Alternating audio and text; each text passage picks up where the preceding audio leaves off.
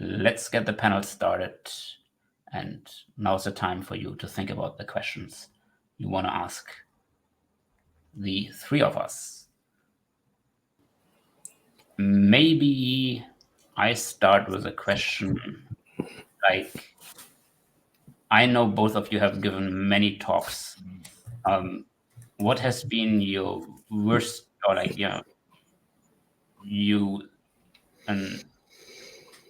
what has been like something you remember where something unusual happened when you gave a talk, and how did you deal with the situation?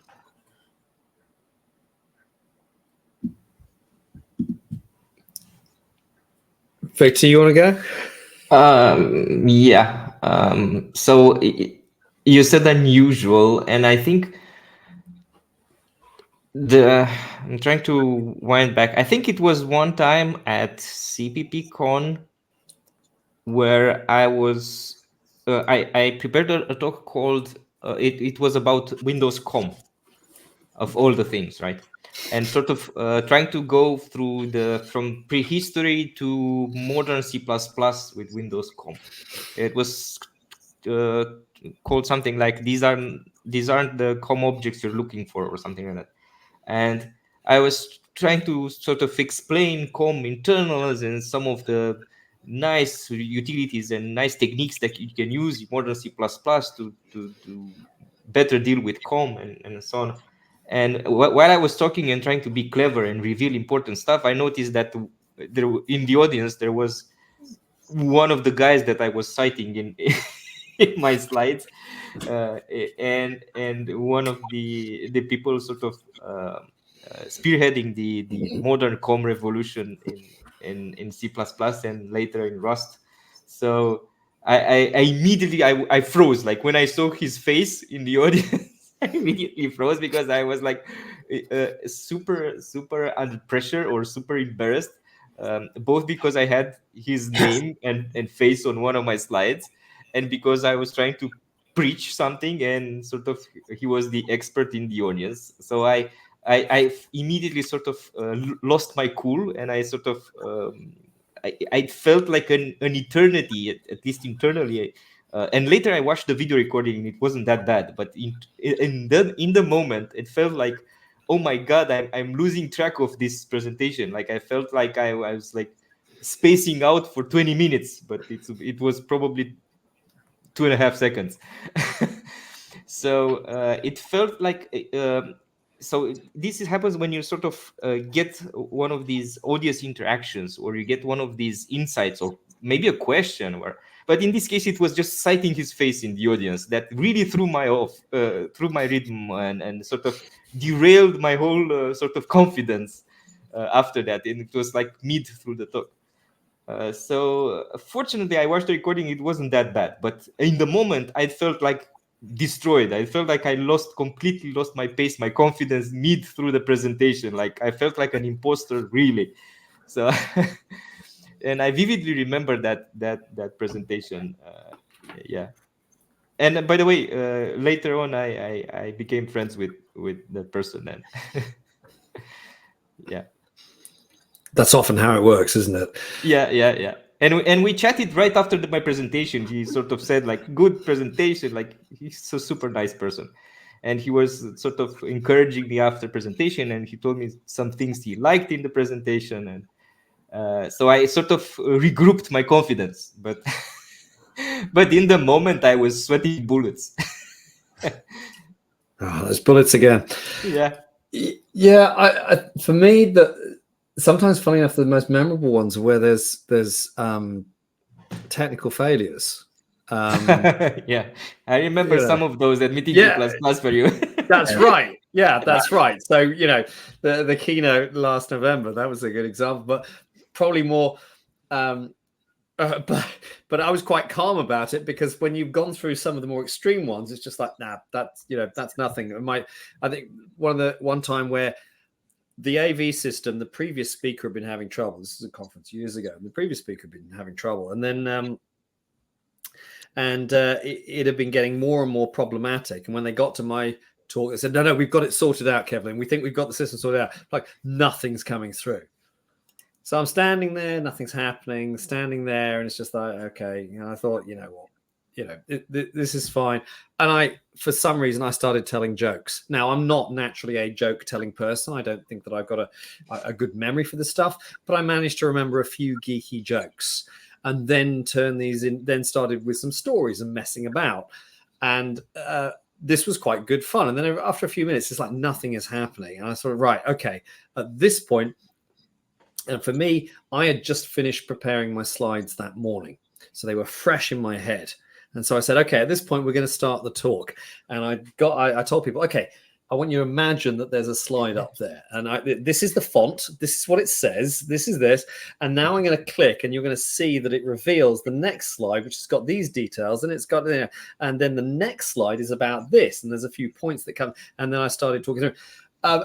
After about 5 minutes of this, the actual slides appeared, which was actually quite disappointing by that point. But it was a case of that one taught me that I could do a talk without. I could stand there without slides, and that was put into practice at the Build Stuff conference in Vilnius 2 years ago, where they could not get the AV working.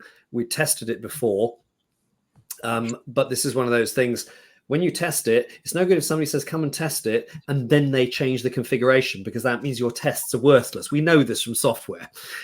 So I got and tested. It absolutely worked. And they said, oh, yeah, but for the speaker in front of you who's actually playing music and doing all, we've changed everything. And it's just like, well, that's not the test. That's not the setup I had. And it turns out that it wasn't coming through. And we started, me and the MC were just kind of like, okay, let's see if we can solve this. And eventually I said, after a few minutes, it's like, we're not getting anywhere with this. I'm going to do the talk without slides at all. So, I did it. Obviously, it wasn't a code-centric talk. But it turned out that I could remember enough, and I had to shorten anyway about 10 minutes off it. So, yeah, talks without slides. It's doable. I vividly remember at the C++ conference in Italy when I gave a talk. I was, unfortunately, due to the lack of sleep the night before, I was suddenly in the afternoon getting very tired, and then came my talk. And so what happened was, during my talk, I got into the zone, and I kept talking, but I got the pacing totally wrong. And at some point, I realized there is no way that this talk doesn't end early. And I think the thing that saved me is that it was a talk about the community. And so I ended my talk on the premise that now I have left some time for you, because I would like to discuss this with you, like about the community, about user groups and stuff like that. And at first there was total silence, and then slowly it picked up, and we actually had an engaging discussion. And this kind of saved this and made this talk memorable to me, but also kind of, it's like your pacing and your flow in your talk is really important to take care of. We actually do have some questions now. So let's start with this question. Is there any presentation tips specific to C++, and what are they? Choose a bigger font. Yes. I'm going to go with that one because, and again, I'm going to go back to, if you are presenting code, whether it's from an IDE or you're presenting a slide, whatever font you've chosen is probably too small. And you're going, yeah, but how do I put all the angle brackets and the double colons and all the qualification and all the rest of it? I don't know. That's your problem to solve. But don't make it so that I, as a viewer, have to solve it. It's not my problem to solve. It's the speaker's problem to solve. And there are many, many different techniques. I mean, sometimes it suggests maybe you put a little bit too much stuff in there anyway, and I wouldn't like to read that as code on a screen in the first place. Maybe that's the universe telling you that. But another one is, there are simplifications. And sometimes it's okay to simplify things, either code-wise. I'll just throw auto in a few places I might not otherwise normally use, or just if you are in control of this. In other words, if it's on a slide, ... is your friend. Just leave something out and go, yeah, there's a whole load of stuff. Have it on a previous thing. Sometimes what I do is I will show, here's the code and I intentionally tell people, you can't read this, but I want to show you the big picture. Next slide, we zoom in, we throw away the detail, and we align stuff so that what you're left with is the thing you're supposed to look at. And I say this because C++ is a language that, for all its syntax abbreviations, spends for every addition to the language that reduces the amount of syntax I have to write, there's another one that compensates to increase the amount of syntax I have to write. There's a kind of conservation law. I don't know what we're going to call it, but it's certainly a lot of stuff, and you need to be aware of that, because that's probably not your message, unless your message is, hey, let's talk about all this syntactic noise. So really, just from a C++ perspective, recognize the amount of detail that you may be massively comfortable with through familiarity. Looking at the same code on your screen on a day-to-day basis is not what somebody in an audience sitting 50 meters back from a screen is going to see. They're not going to see that, and it's the first time they've seen this, and you are going to overwhelm with detail. Detail management that's the visually, intellectually, all the rest of it. That's the thing that C++ can really hit the limit on very quickly. Yeah, so I was about to talk about boilerplate, but sort of Kevlin already took care of that, because I hate C++ tends to be a sort of boilerplate heavy language. So I like it when presenters sort of take out the boilerplate and sort of warn that it's sort of slideware, but take it out so that I can see the essentials, not the ceremony around it. Okay, that was my number one pick. So I'm glad that Kevlin gave it a good exposition. So my second thing, pet peeve, is when I see C++ presentations that assume an expert audience. And by that, I can mean different things. Either the technique or the thing that's presented, it's very advanced. And I believe that very advanced topics are much better suited for lengthy blog posts or articles than presentations in 45 or 50 minutes, because you need time for questions. So very advanced topics, I think, are better for blog posts, longer blog posts, where you can go in details. You can do a multi-part blog post. You can do a story, like any way you want it, right? Not a 45 or 50-minute presentation where you rush through a bunch of complicated things and you lose 90% of the audience. So I have a pet peeve with sort of people trying to go through very advanced topics in sort of general conference presentations. And also when they assume everyone is sort of on the C++ standard. So they would start quoting paper numbers and giving excerpts from the ISO specification, and this thing works like that because of this clause in the standard and whatever. Like, I don't care about that clause in the standard. Explain why it's like that. Don't quote the standard as defense for the thing, right? It's like a lawyer quoting a precedent and saying, I should win this case because there's a precedent. No, explain why that thing works that way, why it has that value, why it has that property. So assuming sort of that everyone is an expert, or sort of making some references and assuming that everyone knows the stuff, it's something that I don't like. And I think we can improve this. And I've seen it predominantly at C++ conferences, where people sort of assume everyone is expert audience.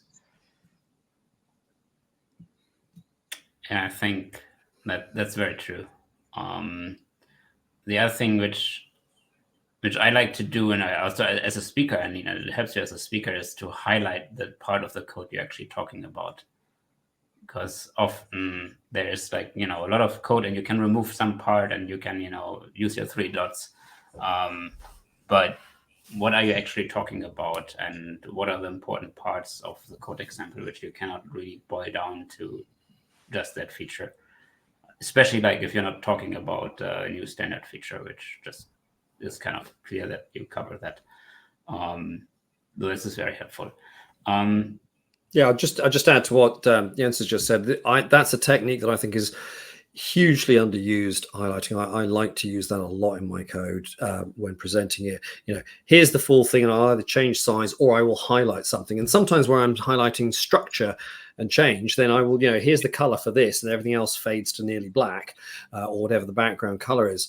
You're managing somebody else's attention. Draw their eye to it. You have a lot of control. You have a lot more versatility than I think you may recognize you have. You use that capability.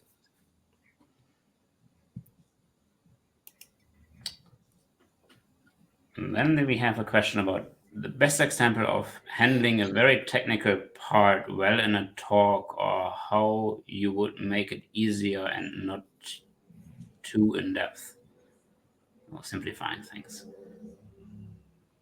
if it's technical.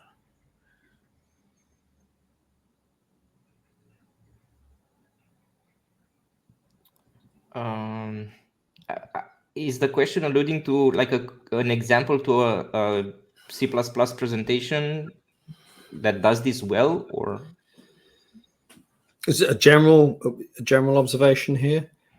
It's a general question. I mean, of course, you're talking about C++ and giving C++ conferences, but like, how do you handle like something very technical in a talk? And I think like try to simplify it, and it's, in my opinion, that's always a hint to, do you need to really cover this, and in what detail? So maybe having to point at something is good, but you don't have to go in depth if it's not like on the topic of your talk. I can explain what works for me when I'm in the audience. For example, and I have a concrete presentation in mind that I've recently seen in Bristol at ACCU.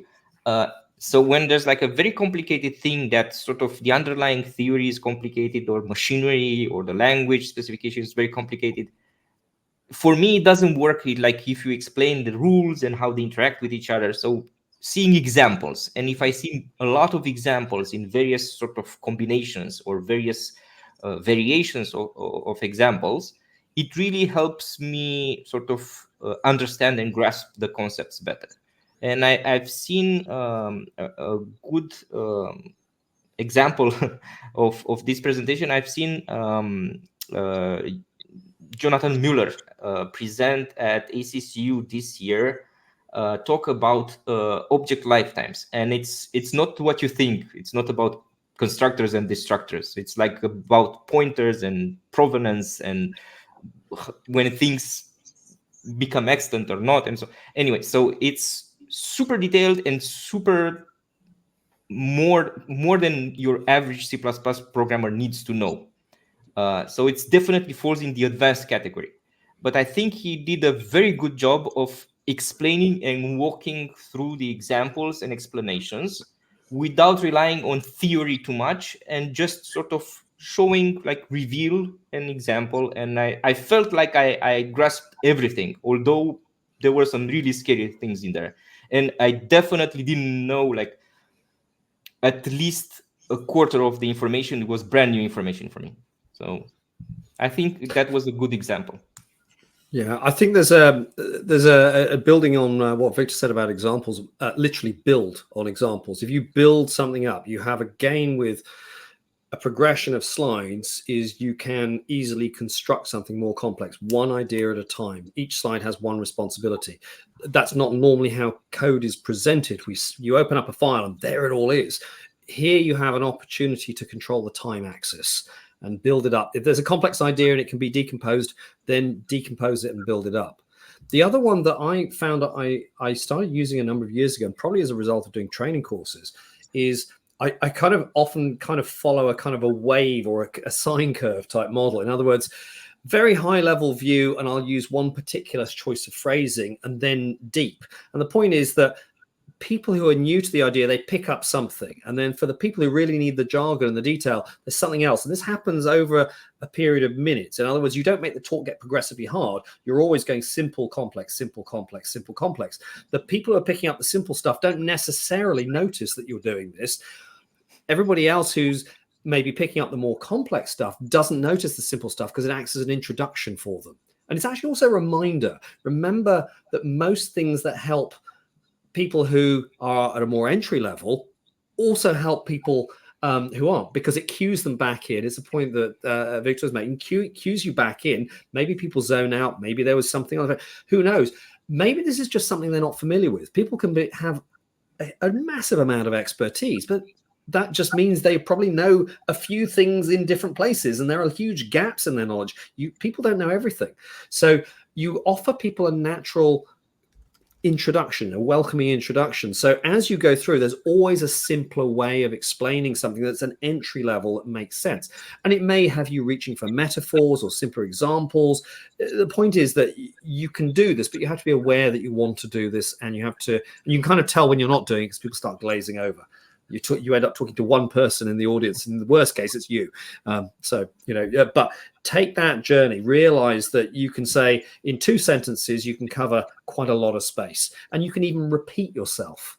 The way I think about it, but using different phrasing. The way I think about it is, if you're going to paint a wall, if you're using a roller, you don't just roll up. You roll up and then down over the same piece. You cover the same idea at least twice. But you don't let people don't feel that. They just feel that it's well covered. That is true. So that's actually an interesting question here. What are the challenges of speaking of C++ on a non-pure C++ conference? What's a non-pure C++ conference? Mixed language, I presume. Like, it doesn't have CPP in the title. C++ in the title. There you go. I can give a nice. I have a nice recall from I don't know, maybe 2018 or 2019. I don't remember exactly. I spoke at NDC, but not NDC Tech Town, which is predominantly a C++ conference, but I spoke at NDC Oslo, which is mostly a .NET conference. But back then had a native languages track, let's call it. It wasn't like a C++ track, but it was mostly C++, let's face it. And it was interesting. It was the smallest track. By the way, NDC also, it's a huge conference. They have 10 parallel tracks or something like that. It goes into like a stadium arena, like it's huge audience.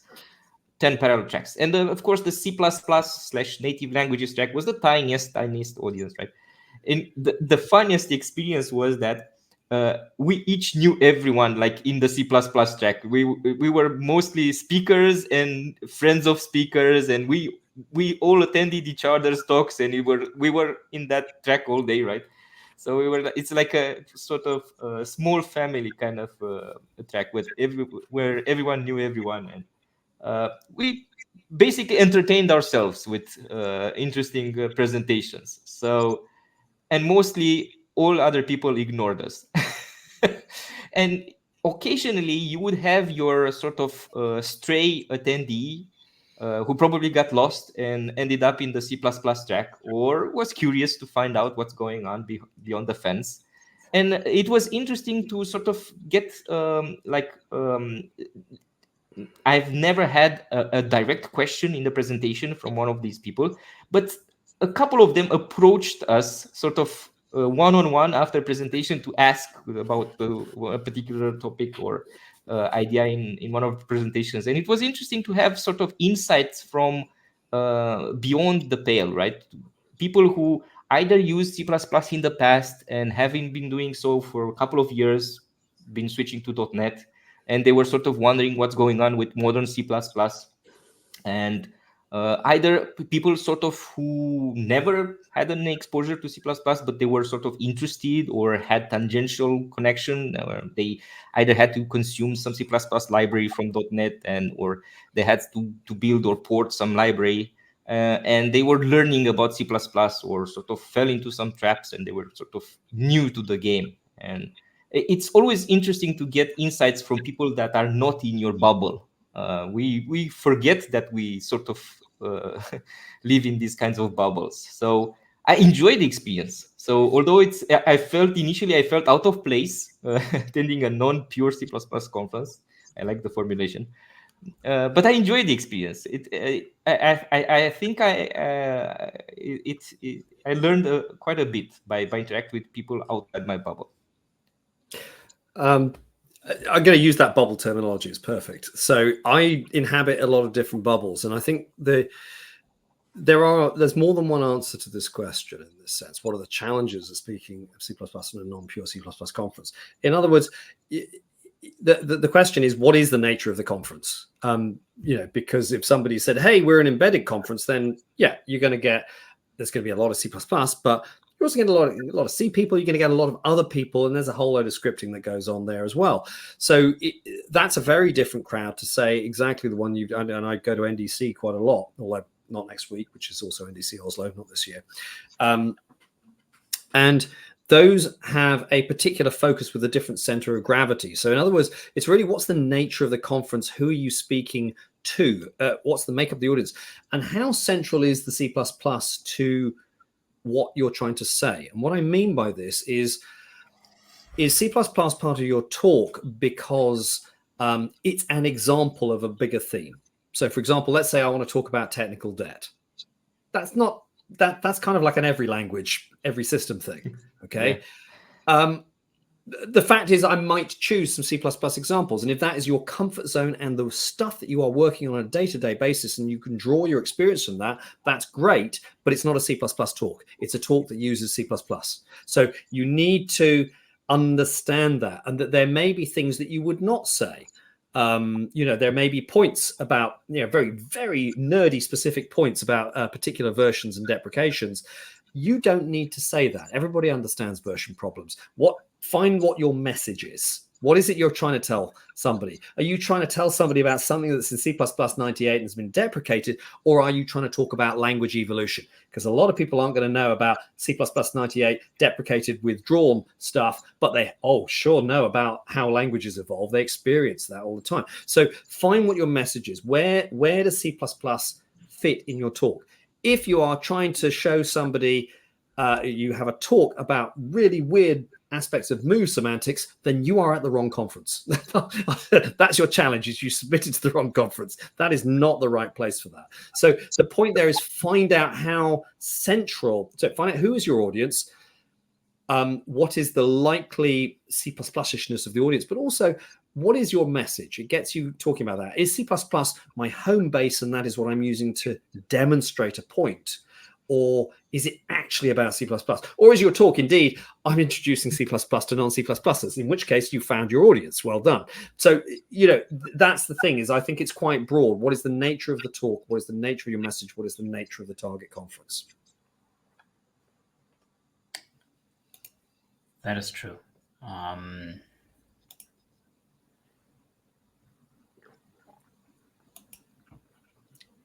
So, very simple question. How much time does it take to prepare a talk usually? Oh, the mileage varies a lot. From person to person, from topic to topic, from whatever. So I've had talks that I prepared maybe in a couple of days and they turned out great. And I've had talks that I've been working on at least a year, if not more. And I've had talks that I've had to polish over the years.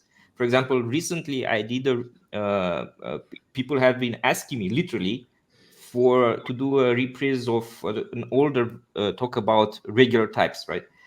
And I've worked on that in 2017 or 2018, and even today, when I did like a regular revisited and I sort of re-went through the topic and recombed it and retuned it and updated for C++ 20 concepts, and I even brought in sort of Rust references and parallels, and I keep expanding and changing it, and I still feel that it's a work in progress, and it still feels like I'm working on it, like after that many years, right?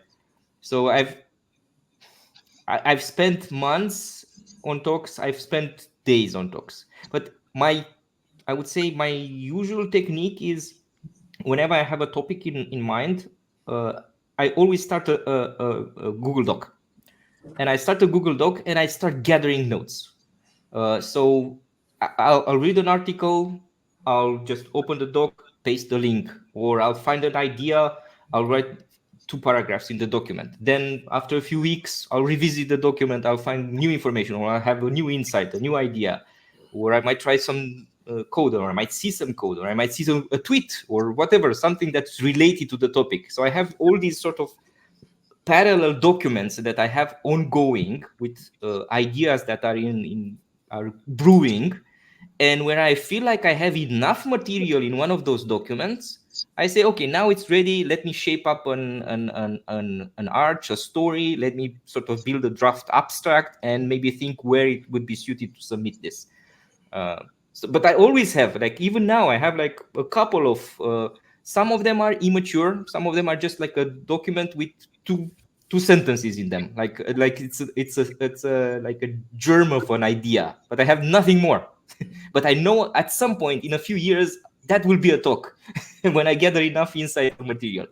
Or I have documents where like I have pages and pages of notes and documents and links and snippets of code and stuff that just jammed in that document waiting to become a talk. And I procrastinate in writing an abstract for it. But this is my general technique. I start gathering these things in parallel. And when I'm happy with one of them, I'll just say, okay, now I'll submit it to see how it happens.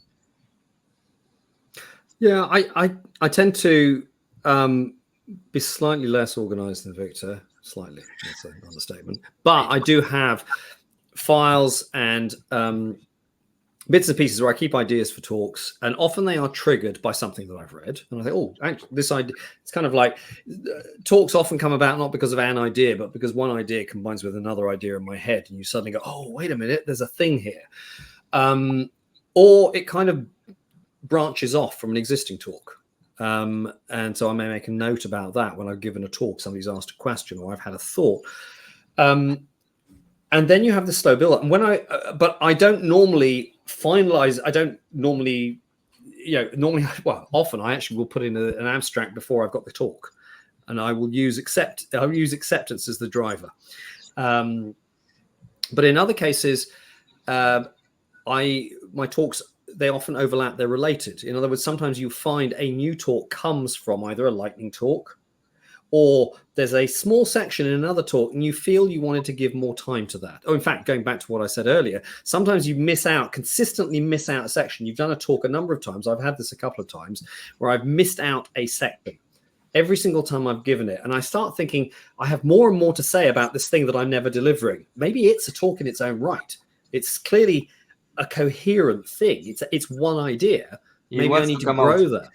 Yeah, exactly. Give it the opportunity. Give it a name. This is what we do in code. It's the same idea. It just grows. Your awareness of it and what gathers around that grows. So sometimes a talk can be on the back burner in my head or sitting there in a file for a long time. And then the actual act of creating slides or creating code, and again, it depends also on how much additional reading. Am I talking about something where I tend not to like to use references if I haven't read them, for example. And, sometimes I will just use, and particularly if it's very relevant. So it's just, I need to put time aside to read that. I need to put time aside to write the code. Or is it code that I've got and I want to simplify? It depends on the nature of the talk. So it's often not in the slides. But then when it comes to the slides, often there are borrowings or ideas between existing talks. And then this, I will say, the more talks you have built up, the more likely it is you'll be able to draw from stuff you already have, even if it's just formatting. But sometimes there are triggers. I use a lot of photographs because that makes it interesting for me. I take photographs. And so that's something in my style. And sometimes I'll be looking at something and just going through photographs, looking for something else. And it will say, oh, here's a photograph. And it suddenly makes me think of a point or a quote or a slide I want to use. And it's just like, well, let's put that in. So the talk can grow very organically. And sometimes that happens over weeks in advance, but sometimes it can be the day before, or even, hours and minutes before. So I don't have a set blocked time structure. Some people do. And I'm going to go back to what I said in my talk about everybody is different in this one. You need to find out the person that you are. My level of comfort is having these things bubble up, and then just like, you know, the universe throws two ideas together and gives me an hour every now and then, or just like a few hours before a talk. It's like, right, now we're doing it. And I rely on that. Other people really want to have more planning and more control, and that works for them. And that's how they expand their talk, or they grow it in a modular fashion. Okay, lots of different people, lots of different styles. But the one thing I can say is I genuinely don't know how long it takes, because they are so different. I don't know what distribution it is, so I can't even say it's an average. There's an average, so that it's meaningful, but it varies a lot. Yeah, I have one more add-on here. By the way, Kevlin, I love your photographs when you photograph books, like the real book with the quote that you want to highlight from that book. It does actually make it more memorable. This is one of the things I discovered is people remember, and I remember. I know that that's there. You know exactly, and you know, I made a point about this when I did the presentation earlier, when I said that people sneak in these kinds of tokens and monikers and sort of mementos so that you can connect back to the talk, and it works. It really works. So what add-on that I wanted to make here, like. When I said like I have these sort of documents that I sort of have ideas in cooking at various stages, some more advanced, some are just a germ of an idea. Even for the ones that are very developed and I have lots of material, by the way, I never script my talks. So what I have in those documents is not scripts for talks. It's just materials, code snippets, ideas, quotes, links, and so on. So resources. And I have some of these documents, they're sort of like intimidating at this point. I have a bunch of them that are reach so much content, and I have so high expectations of the stuff that I'm going to produce out of that document that it's intimidating to start. So I fell into this trap where I've gathered so much material and I built so much expectations of what I should deliver out of that topic that I procrastinate actually doing it. And sometimes I even fall in other traps. And I want to stress that it's a trap. For example, I've been cooking on a particular topic or technique or idea for so long, and then I see an awesome presentation about this very same thing, and I feel like, oh, there's no point in me doing that because I've already seen an awesome presentation about this, and now I just like I wasted all that material, all that time, and there's no point in me doing it. That's totally wrong because I can present it in a different way. I can present it differently. Like I said earlier, I can build a fence around my idea. I can say how I do it or how I view it is different from the other thing. I can contrast, right? Although the other thing might be immensely valuable and I enjoy it so much, right? So, but I psychologically sometimes you feel like, oh, what's the point in trying? Because like person whatever did an awesome job on that thing that I wanted to do, and I procrastinated and they stole my thunder, right? No, that's not a lost opportunity. You can still spin it your way, put your mark on it, show your point of view, show you how you do it differently, and even draw inspiration and build upon their work. But this happened to me a couple of times where I procrastinated and then I saw an awesome job on that thing that was so close to what I wanted to do, right? It kind of happened last year when I was happy to see the talk being submitted, and then it made it to the online part, and I was like so curious about a talk which was about a topic where I also was looking into, like how do you start a project, how do you go on with CMake and stuff like that. And it was a very nice talk, but it was completely different from what I would have, like what my own vision of something like that in my head was.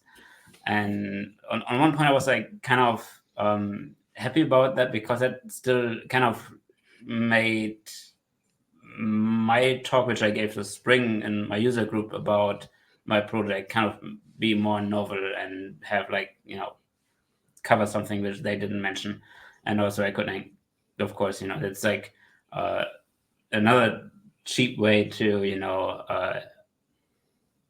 add more time and point to other people in your talk basically to include the title slides or the links to the videos from other talks where you like say, man, this is now, I could go on about this topic, but it's not the topic of the talk. But if you want to know more about multi-threading, here's a talk from Ryan Grim about multi-threading, or hey, here's Victor talking about regular types, but I don't want to talk about regular types. So if you want to know what a regular type is, here's maybe the page for CPP reference about it, and Victor gave a talk about it.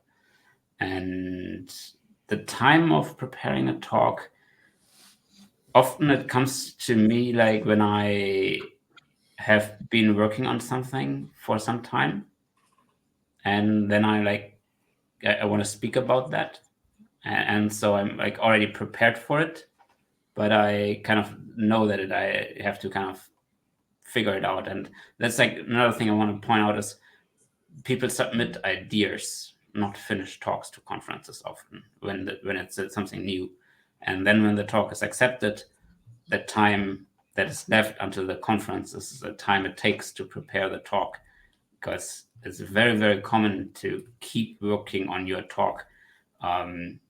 As you practice your talk, you will find out that certain slides need to be changed, and that you had the order was like right when you wrote it, but when you practice it, you find out that the order of certain slides is just wrong. It doesn't fit you. It destroys your flow or other things. And so it's very normal to keep working on talks, even when they're like kind of like finished in a certain way that you could give them.